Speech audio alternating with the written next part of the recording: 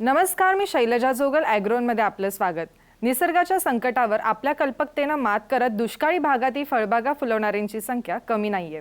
बीड जिल्ह्यातल्या आष्टी तालुक्यातल्या आष्टा हरिनारायण गावचे विश्वास गळगटे हे बँकिंग क्षेत्रात बहुराष्ट्रीय कंपनीत नोकरी करतात। कृषी पदवीधर असलेल्या गळगटेंनी नोकरीबरोबर शेतीकडेही लक्ष देत जवळपास 17.5 एकरांवर डाळिंबाची लागवड केली आहे। तर यासाठी त्यांनी तलावाखाली भिजणाऱ्या जमिनीच्या क्षेत्रफळानुसार राज्यातल्या सगळ्यात मोठ्या 7 कोटी लिटर क्षमतेच्या शेततळ्याची उभारणी केली आहे। आज आपण त्यांच्या शेततळ्याची पाहणी करण्यासाठी बीड जिल्ह्यात जाणार आहोत। दुष्काळी बीड जिल्ह्यातल्या आष्टी तालुक्यातल्या आष्टा हरिनारायण गावात विश्वास गळगटेंच्या वडिलांची केवळ 1 एकर शेती होती। कृषी पदवीधर होऊन बँकिंग क्षेत्रात बड्या कंपनीत विश्वास गळगटे नोकरी करतायत, पण त्यांची शेती करण्याची आस कायम होती। नोकरीबरोबर शेतीतून काहीतरी करण्याची इच्छा त्यांना स्वस्थ बसू देत नव्हती। 2010 साली त्यांनी आपल्या वडिलोपार्जित शेतात डाळिंब लागवड केली होती, पण दुष्काळामुळे त्यांचं नुकसान झालं होतं। अशात त्यांनी 22 एकर शेती विकत घेऊन शेतीत मोठी गुंतवणूक केली। या शेतात डाळिंब लागवडीचा प्लॅन केला, पण त्याला पाणी आणि पैसा कमी पडत होता। अशा वेळी 2 वर्ष पुरेल एवढा पाणीसाठा करण्यासाठी त्यांनी मोठं शेततळं खोदण्याचा निर्णय घेतला। मी स्वतः 2010 साली 1 एकर डाळिंबाची बाग लागवड केली होती। पहिल्या वर्षी उत्पन्न घेतल्यानंतर दुसऱ्या वर्षी ऐन बहारामध्ये विहिरीचं पाणी संपलं। त्यानंतर असं लक्षात आलं की सुरुवातीला एवढी मोठी गुंतवणूक केल्यानंतर फक्त पाण्याअभावी शेतकऱ्यांना उत्पन्नापासून वंचित राहावं लागतं।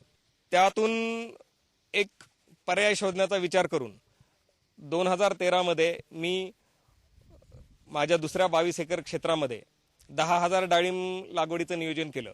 10,000 डाळिंब लागवडीसाठी तांत्रिक पद्धतीने मल्चिंगचा वापर करून साधारणपणे 2 वर्ष पुरेल एवढा पाणीसाठा करण्याच्या हेतूने मी माझ्या शेतामध्ये 7 कोटी लिटर क्षमतेचं शेततळं बांधण्याचा निर्णय घेतला।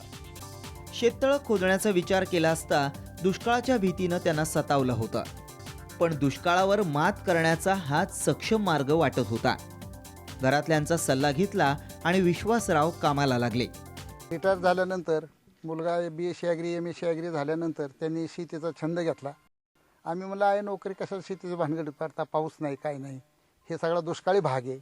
इकडं फार लोक म्हणजे कंटाळून गेले, चांगले धनाढ्य लोकसुद्धा कंटाळलेले। तर तुम्हाला जर काही कल्पना असली तर बघा। मग त्यांनी जी कल्पना दिली की आपण कुठल्या तरी एका कॅचमेंटमध्ये विहीर करू, पावसाळ्यामध्ये भरपूर पाणी असतं, ते पाणी उचलून आपण शेततळ्यात टाकू, शेततळं असं एवढ्या आकाराचं बांधू। पण म्हणलं त्यासाठी ही अर्थसहाय्य कोण देणार? आमच्याकडे काय आहे, शिक्षक रिटायर झालं म्हणजे 10-5 लाख बळच असतं, ते कुठेतरी गेलं म्हणजे संपलं, रस्त्यावर यायचं काम होऊ नये। आणि मग त्यामुळं मग त्यांनी सांगितलं की काय नाही, आपण बँकेचं सहाय्य घेऊ, पाहुणे रावळे बघू, काही करू आणि एवढ्या हे प्रकारचं करू। शेतकऱ्यांना फळबागांसाठी NHB कडून अनुदानावर शेततळं दिलं जातं। विश्वासरावांनी या योजनेतून तळं घेण्यासाठी कृषी विभाग आणि बँकेकडे संपर्क साधला। त्यांना बँकेनं जवळपास 25 लाख रुपयांचं कर्ज उपलब्ध करून दिलं। माझा निर्णय मी आमच्या स्टेट बँकेच्या अधिकाऱ्यांना बोलून दाखवल्यानंतर त्यांनी मला वित्तीय सहाय्य करण्यासाठी मंजुरी दिली आणि एकूण 45 लाख रुपये खर्च करून मी हा तलाव बांधलेला आहे। त्यामध्ये स्टेट बँक ऑफ इंडियाने मला 25 लाखाचं अर्थसहाय्य केलेलं आहे। मल्चिंगचा वापर करून साधारणतः 2 वर्ष मला ह्या पाण्याचं नियोजन करता येईल, इतर कुठल्याही पाण्यावरती विसंबून न राहता। 7 कोटी लिटर क्षमतेच्या तलावाला भरण्याचं प्रक्रिया पण चॅलेंजिंगच आहे तशी पाहिली तर उपलब्ध नैसर्गिक स्रोत इथे माझ्या शेतातूनच एक ओढा वाहतो, त्या ओढ्याला अडवून एक छोटं अजून दुसरं तळं केलेलं आहे। त्या तलावातून लिफ्ट करून मोठ्या तलावामध्ये आम्ही पाणी घेतो। अधिक गावच्या कॅचमेंटमध्ये एक विहीर खोदलेली आहे, त्या विहिरीतून लिफ्ट इरिगेशन करून ह्या तळ्याचं रिचार्ज आम्ही करणार आहोत। स्टेट बँकेच्या मदतीनं विश्वासरावांनी मोठी भरारी घेण्याचा निर्णय घेतला। स्टेट बँकेनं शेततळ्यासाठी 25 लाखांचं कर्ज दिलं। विश्वासरावांनी 7 कोटी लिटर क्षमतेचं तळं जवळपास 4 महिन्यात पूर्ण केलंय। मे 2015 मध्ये काम सुरू केल्यानंतर ऑगस्ट महिन्यापासून शेततळ्यात पाणी साठवण्यास सुरुवात झाली आहे। या शेततळ्याला कृषी विभागाकडून 20 लाखांचं अनुदान मिळणार आहे। या शेततळ्यात पाणी भरण्यासाठी गळगटेंनी एका छोट्या तलावाचा आणि ओढ्यातल्या पाण्याचा वापर केलाय। 17 एकर क्षेत्रामध्ये आम्ही 10,000 डाळिंब झाडांची लागवड केलेली आहे दाट पद्धतीने। 12x6 वरती लागवड सध्या आहे। आज मी तिला 5,500 रोपं पहिल्या पिकासाठी तयार आहेत आणि आता शेततलाव पूर्ण झाला असल्याने मी राहिलेली 4,500 झाडांची लागवड करून घेणार आहे। तर एकूण 10,000 डाळिंबाच्या बागेमधून पहिल्या वर्षी सरासरी 10 किलोचं उत्पन्न आपण पकडलं तर 100 मेट्रिक टन एवढं उत्पन्न अपेक्षित आहे आणि दुसऱ्या वर्षीपासून सरासरी 20 किलो प्रति झाड ह्याप्रमाणे 200 मेट्रिक टनाचं उत्पन्न अपेक्षित आहे। आज विश्वासरावांनी भगवा वाणाच्या 5,500 झाडांची सधन पद्धतीनं 9.5 एकरात लागवड पूर्ण केली आहे। पाणी देण्यासाठी ठिबकचा वापर केलाय, तर येत्या काही दिवसात आणखी 8 एकरांवर डाळिंबाची लागवड पूर्ण होणार आहे। डाळिंबाला आजच्या मितीला कमीत कमी भाव 30 ते 40 रुपये आहेत आणि चांगल्या प्रतीच्या डाळिंबाला 60 ते 70 रुपये जाग्यावरती भाव व्यापारी देतात। तर कमीत कमी भावाचा विचार करूनही आपल्याला एकूण 10,000 डाळिंब लागवडीमधून 60 लाख रुपयांचं उत्पन्न अपेक्षित आहे। आज घडीला पाण्याचा संचय करणे आणि सूक्ष्म सिंचन पद्धतीचा वापर करणे हा एकमेव पर्याय शेतकऱ्यांसमोर इथले आहे। गळगटेंनी शेततळं, शेती आणि डाळिंब लागवडीसाठी एकूण जवळपास 60 लाख रुपयांची गुंतवणूक केली आहे। त्यांना डाळिंबाच्या लागवडीपासून किमान 1.5 वर्षात अंदाजे 200 टन डाळिंब उत्पादनाची अपेक्षा आहे। 200 टन डाळिंब उत्पादनातून त्यांचा होणारा सगळा खर्च वसूल होण्याची अपेक्षा आहे।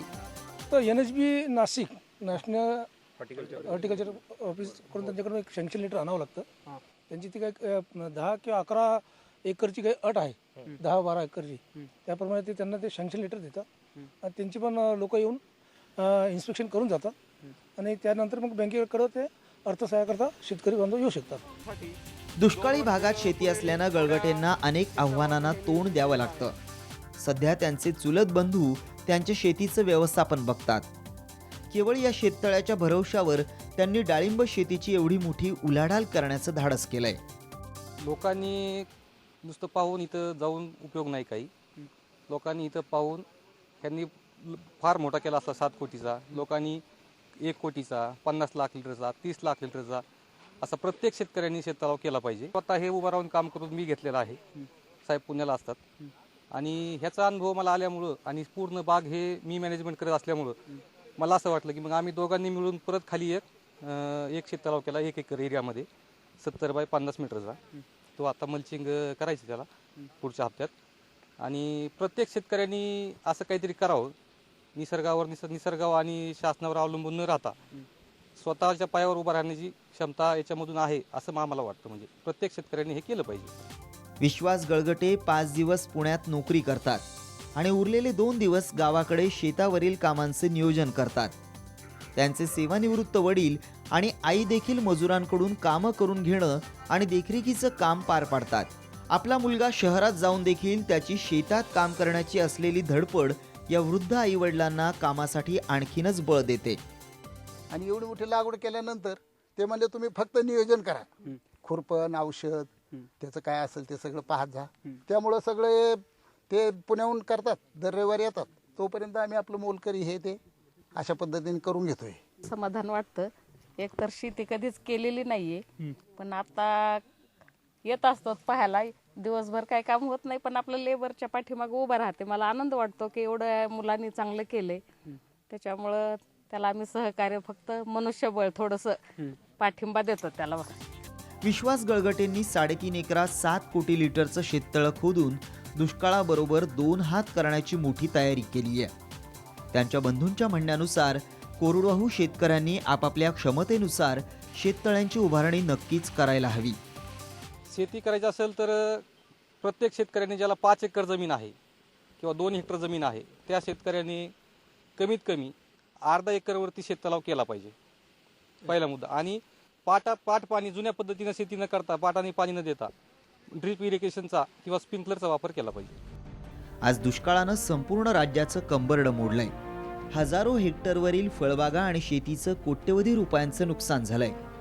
या नुकसानीतून बाहेर पडण्यासाठी शेतकऱ्यांनी शाश्वत उपाययोजना राबवण्यावर भर दिला पाहिजे. असाच शाश्वत उपाय विश्वासरावांनी केल्यानं त्यांच्या भावाला आणि कुटुंबाला शेती करण्याचा श्वास मिळालाय.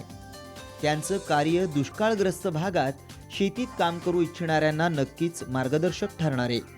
विकास माने, साम टीव्ही, बीड.